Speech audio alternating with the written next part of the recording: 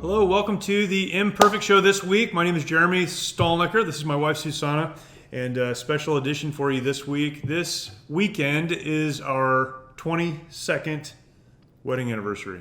I got it right the first time. 22nd wedding anniversary. And we wanted to talk on the occasion of this momentous event about marriage. Now, marriage is something that we talk about often, and even if that's not the main topic, it's something we kind of veer into. That's where we live right now. Marriage and kids and stuff. It works its way into all of our conversations. But specifically, we want to talk about marriage today. And I don't know, hopefully encourage you. We've been married now 22 years. And the title of this show, The Imperfect Show, probably came from our marriage more than anything. I think so. We don't have it figured out. It is imperfect. Sometimes people look at other people and think, well, they've got it all figured out, or they've been doing this for a while, so it must be okay, or whatever the case. And it's a challenge. All of life is a challenge. The fact that you've been doing something longer than someone else doesn't necessarily make it easier. In fact, sometimes it makes it a little more difficult. And as wonderful as marriage can be, and as wonderful as it is sometimes, it's not wonderful all the time. It can be a real challenge, and throughout the different stages of life. And I think more than anything, we just want to encourage you today, wherever you find yourself. Maybe you're not married yet. Maybe the encouragement to you is that marriage can be wonderful. I feel like a lot of people talk about marriage like it's a survival thing. Like you get to a big anniversary and you're like, we made it. We survived it. Marriage can be wonderful, and it really is a lot of the time. Maybe you've been married for a while and you're struggling with some things and trying to work through some things. Maybe you have just moved beyond that honeymoon phase after a year or two, a couple of years, and things are feeling a little bit different. I don't know where you are in your life in marriage. Again, maybe you're not married yet, but we want to encourage you and just share some of our marriage story. I was going to say advice. Oh, no. It's not really advice, but some of our story. So 22 years. Yeah, you 22. made it. we made it. Yeah, we made it. We made it, because I think it's not been all peaches and cream for you. No, it's been wonderful every minute. It's funny because today I was watching Molly, our daughter Molly. She pulled out some old videos, and our wedding video was one of the ones that she pulled out, and she was watching it today. And we had to actually find a VCR to watch it. But I was watching a little bit of it with her. I just couldn't. So it's kind of cringy. So it's very 90s.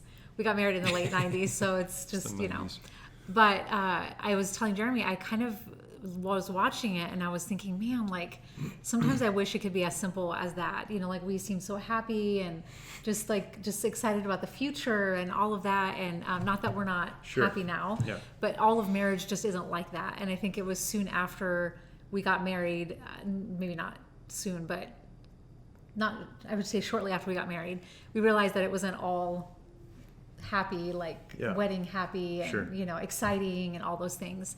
And so it can be really difficult. But yeah, I was getting a little sentimental when I was watching the video today, just thinking, man, like I just wish it could be like that always, Yeah, it can be challenging, and I think particularly if you're younger when you get married, maybe it's a blessing that you're naive enough to roll into it. So we got married. We had a year of college left. We were 21. We got married in California, but our college was in Florida. So we had kind of the only thing we owned was a Buick Century. So if you've ever seen a Buick Century, it was a burgundy Buick Century. That was the only thing we owned. So we got married, went on our honeymoon, came home, packed up a U-Haul trailer, and drove across country to finish school. We didn't really have a place to live. I had kind of talked to somebody about renting a trailer. It wasn't even a mobile home. It was more of a trailer. A trailer in Pensacola, Florida, where we got married, or where we went to school. And we showed up and moved in there and worked and finished school and then went into the Marine Corps. So you're just naive enough at that point in your life to make it work. And then we had kids. Marine Corps. Went to Iraq. Came home. Worked at a church, pastored a church, and now we're doing what we do now. So a lot has changed in that 22 years. A lot has changed. A lot has changed. And some of it's been great. Yes. Our 4 kids, and I think everywhere we've lived and everywhere we've been a part of something, we've really enjoyed it. But there have been challenges and struggles, and I don't think we were maybe as prepared for adult life as we should have been. We just really didn't know. And so you figure out along the way, and I think we're just finally starting to figure some things out. So, which, in some ways, like you were saying, is a great thing. If you're able to, there's a lot of things that we've experienced together that has grown us into the people that we are today together. Right. There's a lot of things that we've had to figure out together, go through together, and we wouldn't be able to make some of the decisions that we're making now if it hadn't been for those things. We wouldn't, maybe have the marriage we have now or the relationship that we have now if we hadn't gone through some of those things early on in our marriage. Yeah. And so, that's one of the, I guess, maybe blessings of us being naive enough back then to not know what was, coming, and to not really be, I would say, full-grown adults maybe yet. Yeah. And not really had a lot of life experience to know, what we were going to be facing. And so I think maybe that for us, that was a blessing that we have, I had to kind of figure all those things out when we were so young. When you look back, what were some of the biggest challenges of the last 22 years? We're not dying, so hopefully we have another, at least 22 in front of us. Going back though, what have been some of the biggest challenges in our marriage up to this point? I would say maybe the biggest challenge has been communication. One of the biggest things that we've had to learn is how that different people communicate different ways. And for me, I feel like that's something that I've learned, is that we are really, really different people. And I would say that Jeremy and I are probably as opposite as maybe people can be, maybe personality-wise. We do have a lot of similar interests. Sure. But I think as far as personality, I feel like we're pretty opposite. Yeah. We process things differently, we communicate differently, and so I think just learning that has probably been one of the biggest challenges, is just understanding, okay, just because I am saying this doesn't mean you understand it the way that I'm trying to communicate it. And so I think just understanding that I need to say things in a way that feeds to your communication style, in a way that you will really get what I'm saying in a way that I'm trying to say it. Or when you're asking me, hey, I wish you would really tell me like this when you're wanting this, and me saying that. So I think that's been one of the challenges, just figuring out communication in a way that we understand each other and that we can be on the same page about things. That's one of the ways we're different. When I said what is one of the big challenges, I thought you'd say, this period of time, this place that we were, this thing that we were going through. And instead you said communication. Right. So communication, also difficult. I think that's. But we've had some periods of time in our life that were a challenge too. I think that's been through all of the phases of our marriage. I think we've had to learn to communicate, because I think every life stage changes you, and you kind of grow over time. And we're different people now than we were, when we got married, in a lot of ways. And so I feel like you have to learn communication in a different way, kind of in every phase of life and every phase of your marriage. And particularly when you do get married younger, you're still maturing and growing as a human being, and even changing really as a human being, and then circumstances in life and the challenges and so forth change you. So you're married to a person that, a snapshot in time at that wedding picture, you're a different person then than you are as you move through those phases of life. So when you're married to someone, you have to learn who they are becoming and what's changed, and constantly evolving and constantly learning. And it's interesting when people talk about getting bored with their spouse, or, there's just nothing there anymore, it's not exciting anymore. I know what they mean by that, but we're constantly changing. And I think if you're constantly trying to adjust and learn, it doesn't have to be boring. And again, I get life and how life works, but it doesn't have to be a boring relationship.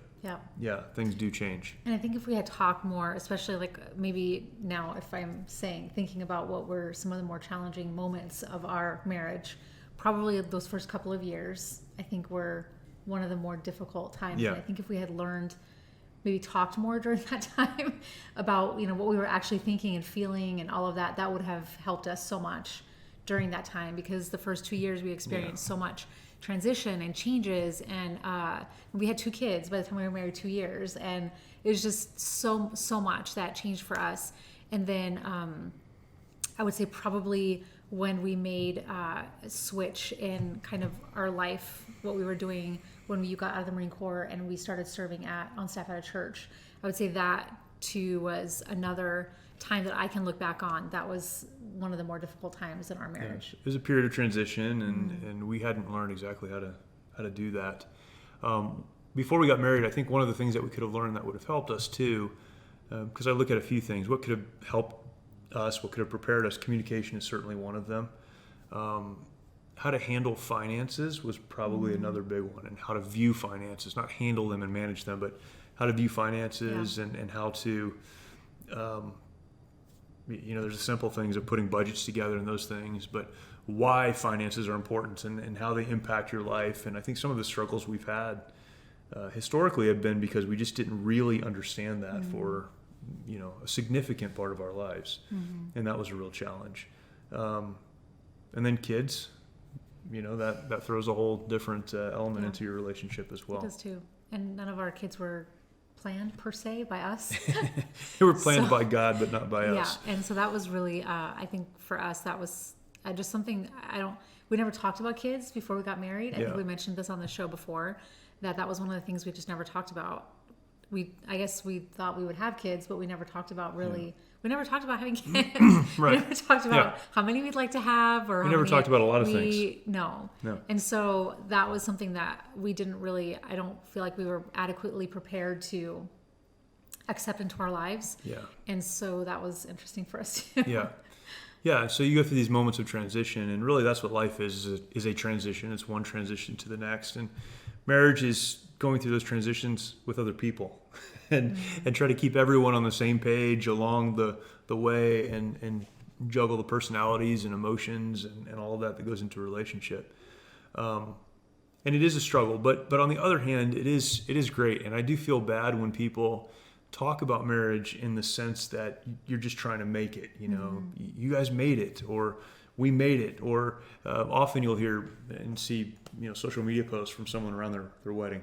It hasn't always been easy. It's always, there's been a lot of struggles, but here we are and we love each other. And it's almost like we can love each other in spite of how bad it is. And it is challenging, but marriage is not bad, particularly if we understand God's plan for marriage, what that means, how he intended for marriage to be entered into, and for people to go through that. When we understand the selfless nature of a close relationship like that, and what love means and what that looks like, and how to take care of each other, and the fact that we get to go through life together, and that ultimately I think when it's done right, each person in that marriage is more than they would be by themselves. And that's not to say that if you're not married you're not complete or something. That's not it. But when you are married and it is what God has created and designed, and you're doing it to the best of your ability the way that it's supposed to be done, you really are more than you would be by yourself. And I think it makes you better in every area. We talked about this on last week's show, where we talked about living to a higher standard, and one of the reasons you do that is because it causes you to grow. And I don't think there's anything that causes you to grow more than being married, because you have decisions to make every day that impact someone other than just yourself. Yeah. And really, I feel like being each other's, you hear people say each other's cheerleader, but I don't know, I like to say like encourager. Right. Like there should be one person that is on your side, is encouraging you to do the things that you are good at. Yeah. But maybe to do the things that maybe you don't yourself know that you're good at. Yeah. And just kind of pushing you to be the best version of yourself, I guess you can say. And I was having this conversation with our girls the other day. I don't think I told you this, but I was talking to them about boys and just all of that, and what the kind of person that you should be with. And I and they always kind of laugh about us because we are very different people, and just in our personalities and all of that. And so we kind of always laugh about that. And so the girls were kind of joking with me about that. Well, what about dad? And how come, like, how did you guys, end up together or whatever, I think it's a mystery to a lot of people. No, but I told them, I said, there's, a lot of difficult parts of marriage, and there's a lot of difficult things about being married to a person. And you have to, especially if you're like opposites and all of those things.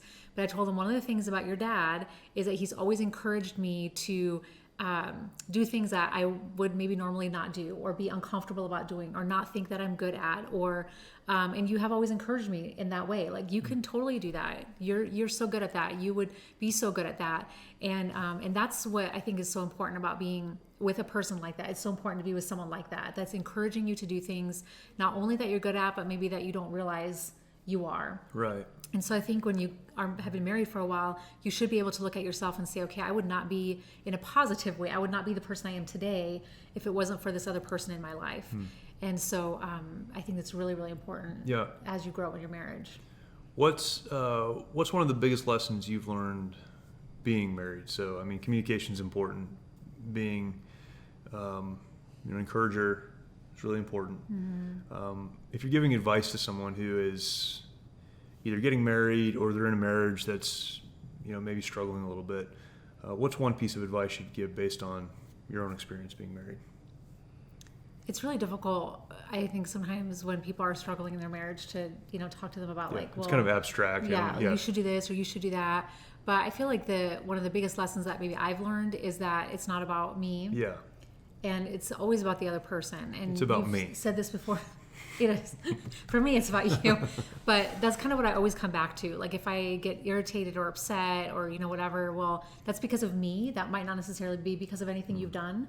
I might just be irritated because I'm having a bad day, or I'm just, And so I feel like that is one of the biggest lessons to be learned, is that it's not always about me. Is that it's about the other person. And I think we've said this on here before too. Yeah. And when talking about love and all of that, it's always about the person that you're loving.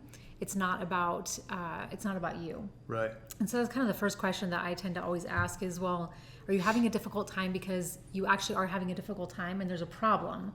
Or are you having a difficult time because you're being selfish, or you're thinking about yourself, you're thinking about how, things that you wish that he would do, or that you wish would happen that are not happening. What's the reason for that? And a lot of times it does come down to just being selfish and not considering the other person first, or not considering the other person's feelings, or maybe something that you've done to them that maybe you need to apologize for, or, but I would say that's one of the biggest lessons probably, is just loving the other person because they're a person that needs love, and they're not going to get that same love from anywhere else but you. Right. They could look for it somewhere else. Yeah, I guess they could find it somewhere else. You are the person that they should be getting that from. If that person is your spouse, you're the person that they should be getting that from. Right. And I think that's something that I've always gone back to is, you can find that somewhere else, but the person that you should be getting that from is from me. And that's kind of, I think. Yeah, I think probably that's, also the biggest lesson that I've learned, and try to communicate to other people. And people will say, I'm getting ready to get married. What should I do? Well, you should, I think you should be a Christian. You should walk with God and understand who God created you to be, and live to be the very best reflection of what God has created you to be. Mm-hmm. Don't focus on what the other person is doing or saying or how they're acting. Focus on being the right kind of person. Mm-hmm. And so I've said that often to other people before they get married. In the middle of a marriage, sometimes it's a difficult relationship, and their spouse is not treating them the way they should, and sometimes legitimately so. What can I do in that? Well, you can pray and ask God to work in your spouse's heart and life, but what you can do, what you can control, is you can be the kind of person that, or be the person that God created you to be, to live selflessly and to really focus on yourself in the right way, not in the selfish way, but in the right way. And again, that's easy advice to give. It's harder to live that out, but I think that's the essence of what it is to be, to have a biblical marriage. It's to live a selfless life, to live, don't marry someone because of what they'll do for you. Mm-hmm. And there's an aspect of that, of course, in particularly an intimate relationship, but it really needs to be more focused on what you can do for them. So I think you're right. I think you could find that somewhere else, but really I don't know that you can. I don't know that someone who would pull you away from your spouse, or someone who would even say they love you and that to get you away from your spouse, they're not doing what's best for you. So really, it's a false love, and it's in the context of a right relationship, a marriage relationship, where that should be found. And again, it's hard to live. I think that's really the struggle, though, is can I live in a selfless way that meets your needs, meets your spouse's needs, and helps them to fully be what God created them to be. And I think when that is right, and particularly when two people are attempting to do that, there's really nothing you can't overcome. And it makes life really worth living. It means you're coming home to someone you care about and someone you decided to love, and it is what marriage was created and designed to be. Yeah. I think one of the things that in more recent years I've really learned that has helped not just myself, but as I've been talking to other people about their marriage and things like that, is a true understanding of biblical marriage. And something that I wish maybe I had learned earlier on. Yeah. But I'm thankful that just in the last few years, that's something I've really started to get a hold of, I guess. And then now in the place where we are in our lives with our kids, being able to teach that to our girls especially, and knowing what it actually means to be a godly wife, and to have a biblical marriage, and that you can't have that if you're not being the person that you're supposed to be, right? Like you just said. And so what actually the biblical roles in marriage look like, and all of that. And I think that's something that really has impacted me just in the last few years. And I've been able to go back to that, when I've had a difficult time, or like, I don't know, how to be this person in, just as we're changing even in our life stage with the kids, and, all of that, looking to the future. And that's really helped me just in the last few years, not just for myself, but as in talking to other people also. Yeah, I think people did try to teach us that. Maybe. It's a funny thing, though. Before you need it, you don't really realize, right. It's like, you think that'll be fine. You're like, it makes sense. But I don't know that I really understood what that means until now. And I wish maybe I had made more of an effort to learn or paid attention, or I don't know. But I just feel like I did not really have a hold on it until just really the last few years. Right. And then I think, kind of the other thing that goes along with this is you have to decide in the beginning that you're not going to quit, because there are reasons to quit. I mean, they're not I don't think valid most of the time. I think there are very few valid reasons.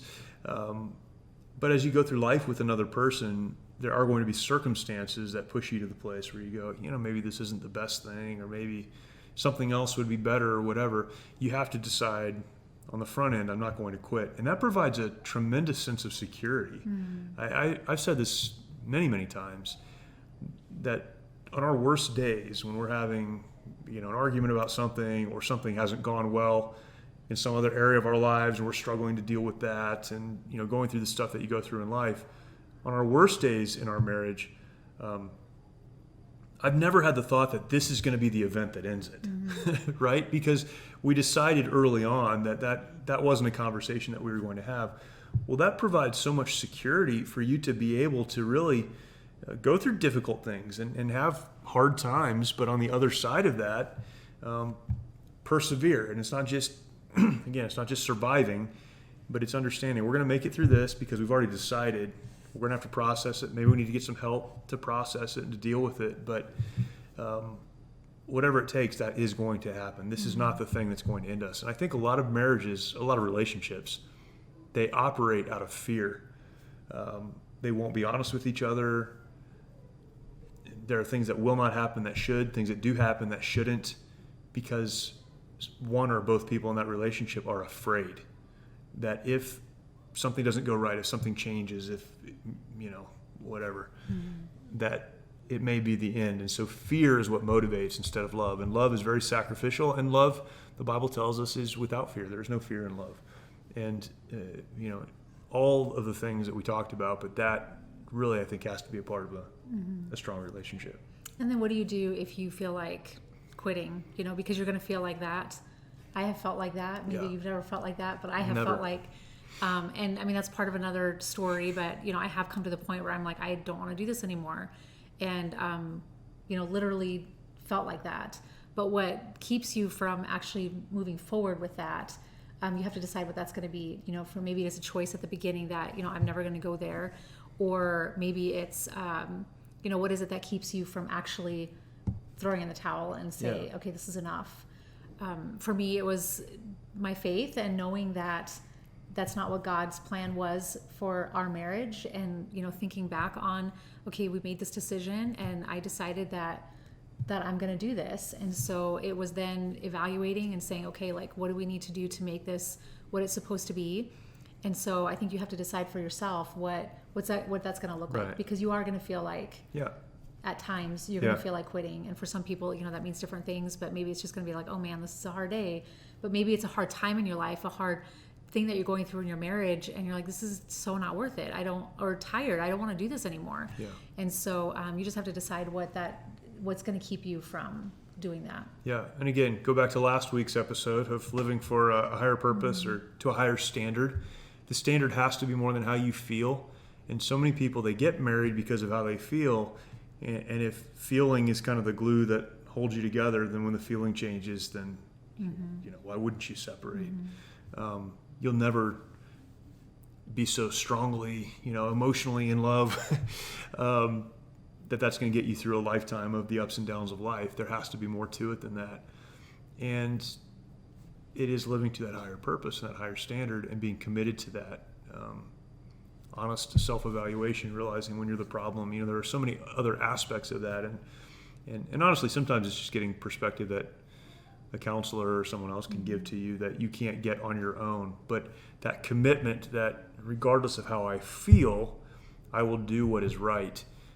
That will carry you through some moments that you might look back on later and go, man, I'm glad I didn't respond emotionally. I'm glad I didn't respond out of my feelings. Marriage is a long road. It's intended to be that way, but it's a great one. And life has ups and downs. The difference between life by yourself and life married is that you're going through those ups and downs with another person, which can make the downs not so bad and the ups, much better.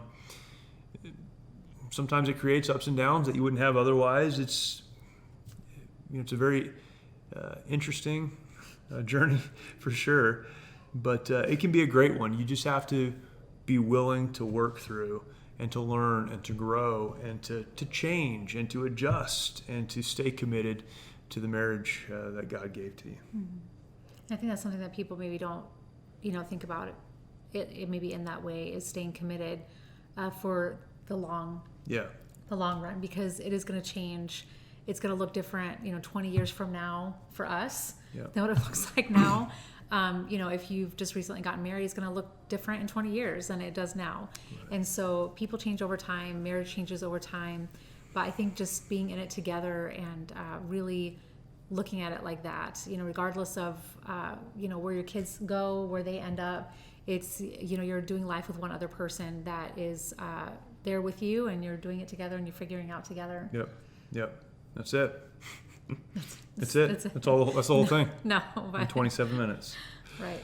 But I hope that's encouragement to you. At least some thoughts. There again is so much to it, and marriage is a work in progress. I don't think you ever stop working on your marriage, and if you do, you may be living in the same house, but you're certainly not enjoying the marriage that God intended for you. It's a continual work, and continual growth, continual sacrifice, and great joy comes with that as well. And I hope that's an encouragement to you. We'd love to hear from you. If you'd like to leave some comments or leave a comment, we'd like to get that comment from you, share the content out, and let others know about it. Thank you for watching, and we will talk to you next week.